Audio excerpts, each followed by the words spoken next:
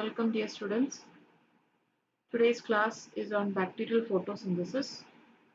So, photosynthesis is a process that you've studied for plants, and bacterial photosynthesis is very similar, but they have their differences. In the very fact that the ecological habitat of bacteria is different from plants. So, the photosynthesis, as usual, proceeds in two phases. You have the light dependent reactions and the light independent reactions. So light dependent reactions, it proceeds only in the presence of light. Light independent reactions can operate in the exposure to light but does not require light. So the solar energy or energy from the sun is delivered in discrete energy packets called photons that travel as waves, and the wavelength of light operating in photosynthesis occurs in the visible spectrum between 400 nanometer and 700 nanometer. Absorbance of light is done by photosynthetic pigments, usually chlorophylls, carotenoids, and phycobilins. Chlorophylls absorb green color, carotenoids absorb yellow, orange, or red color, and phycobilins absorb red or blue-green color. So chlorophylls contain what is called a photocenter that consists of a magnesium atom held in the center of a porphyrin ring. So this photocenter helps in harvesting the energy of photons and converting it to electron energy. So there are accessory photosynthetic pigments like carotenes, which traps light energy and shuttles it to the chlorophyll. So the chlorophyll is the only photosynthetic pigment which proceeds to the process of photosynthesis because it has a reaction center, and the other accessory photosynthetic pigments only help the chlorophyll in undergoing its function.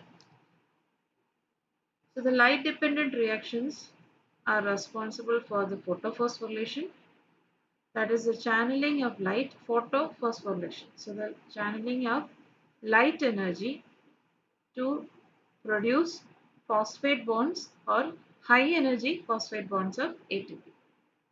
So light independent reactions use this ATP and NADPH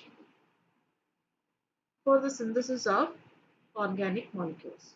Usually we think of it as glucose. So this is the overall reaction. 6CO2 plus 6H2O gives 6H C6H12O6 and 6O2 is released. So the light dependent reactions occurs in what is known as the thylakoid membranes of compartments called the granule found in chloroplast and in thylakoid layers of the cell membranes of cyanobacteria. So the light dependent reaction exists as two separate complexes called the photosystem 1 and the photosystem 2. So photosystem 1 absorbs longer wavelengths at around 680 nanometer, that is above 680 nanometer, that is nearly 700 nanometer, and photosystem 2 absorbs shorter wavelengths, that is around 680 nanometers. So this efficiently covers the range of light to which normally these phototopes are exposed. So both the photosystems are stationed in what is known as antenna or clusters of 300 molecules of chlorophyll that is located in the thylakoid membrane. So the antenna, as the name suggests, it absorbs light and conveys it to the reaction centers where the light dependent reactions actually take place. So the chloroplast is composed of separate compartments similar to mitochondria. One compartment is the stroma and the lumen. The stroma is the region surrounding the grana on thylakoids, and lumen is the space inside the thylakoids. So the thylakoids especially are situated to bring together all the components of the light dependent reactions near to each other. So most of these components are usually found embedded in the thylakoid membranes so that they are accessible from both the lumen and the stroma. So photosystem PS2 and PS1, plastoquinone, plastocyanine, you can see all this in the figure. So ferredoxin, nicotinamide, adenine dinucleotide phosphatase, reductase, these are the acceptor molecules. So this is the structure of a chlorophyll molecule. You have the porphyrin head with the magnesium in the center, and it has a hydrocarbon tail. So we'll consider the PS2 reactions first. When light strikes a magnesium in PS2, an electron becomes excited and is released by PS2 to the electron transport system. An oxygen evolving complex associated with PS2 splits a water molecule into 4 electrons, 4 protons, and oxygen. And because it occurs in presence of light, it's called photolysis. And this results in the first major product of light dependent reaction, that is the oxygen gas. So the electrons that are released by the photolysis returns to the PS2 complex at a ground state, so it is again ready to respond to light. So the excited electron that leaves the PS2 enters into the electron transport system, and the deficiency of the electron is corrected with the help of electrons from the photolysis of water. And the release of the protons into lumen contributes to what is known as the chemiosmotic gradient that is essential to ATP synthesis. So electron transport chain in bacteria, the electron is, as we earlier said, the electron that was excited and given off by PS2 is first picked up by plastoquinone, also called PQ. And the next acceptor is cytochrome BF complex, and from the cytochrome BF complex it is transported to plastocyanin and finally to the PS1 complex. So the electron starts its travel from PS2 picked up by plastoquinone given to cytochrome BF complex, finally to plastocyanin and then to PS1 complex. So an event that is coupled to the electron transport is the delivery of protons from the stromal side to the lumen side. So this proton transport is by the cytochrome BF complex, and it helps maintain the electrochemical gradient between the stroma and the lumen. So as you can see here from the PS2 system, two electrons have been excited and it's accepted by Pho is pheophytin. So there are a number of different acceptors, and the type of acceptor will differ in each system. So it can be plastocyanin, it can be pheophytin, it can be plastoquinone. So ultimately, from the plastoquinone, it goes through the BF complex, cytochrome BF complex, then goes to the plastocyanin, and finally to the P700 of PS1. And it doesn't stop there. So from the PS1 is also excited by light and it also releases an electron. So the electron moves to ferredoxin and to the FNR complex.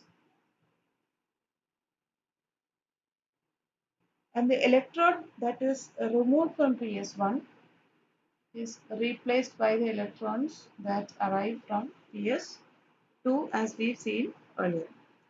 So during this process, two molecules of NADPH is also produced.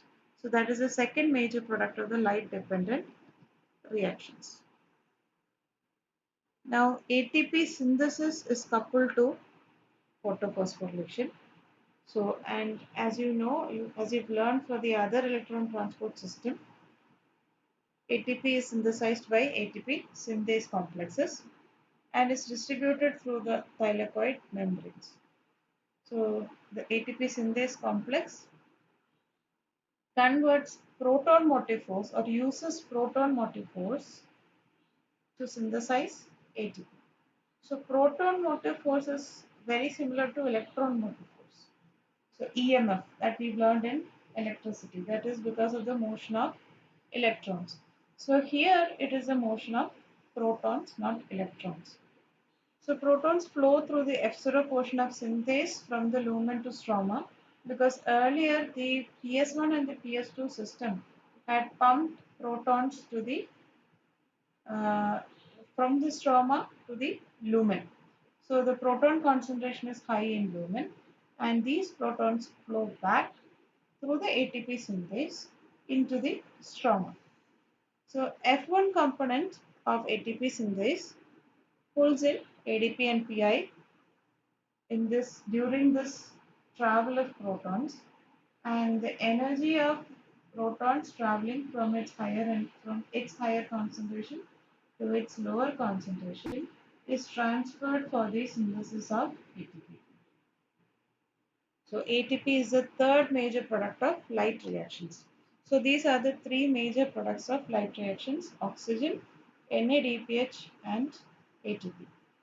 The NADPH and ATP is released in the stroma for immediate use. So this is the figure. You can see PS2 system, the cytochrome BF complex, the PS1 system, ferredoxin, and you have the ATP complex at the end.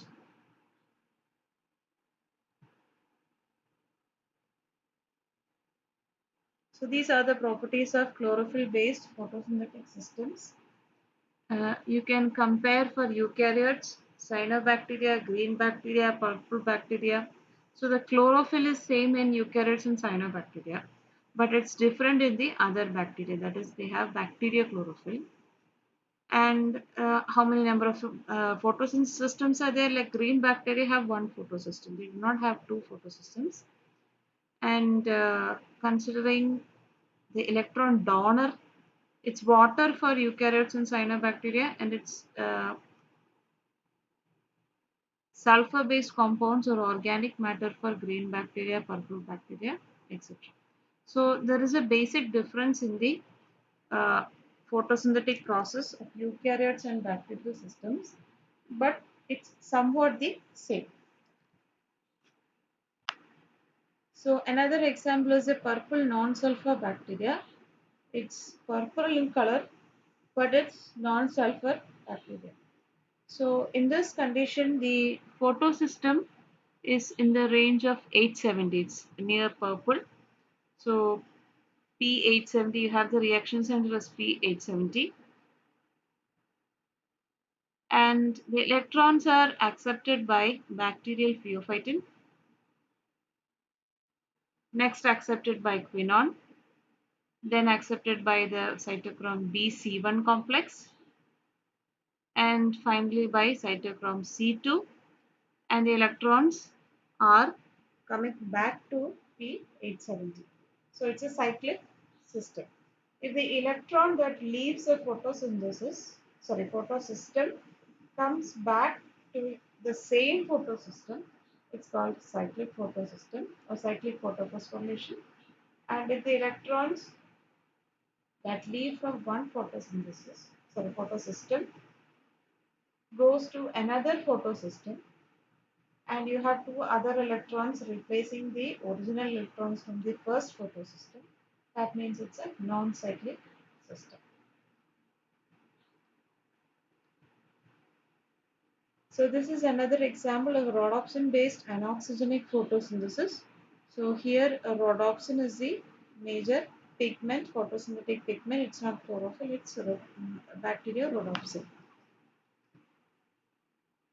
So anoxygenic photosynthesis is another term that is involved with bacteria. So it derives its name from the fact that molecules other than water is used as electron source, and again it's anoxygenic, that oxygen is not produced. So there are members of 5 bacterial phyla that carry out anoxygenic photosynthesis, that is Proteobacteria, Chlorobi, Chloroflexi, Firmicutes and Acidobacteria.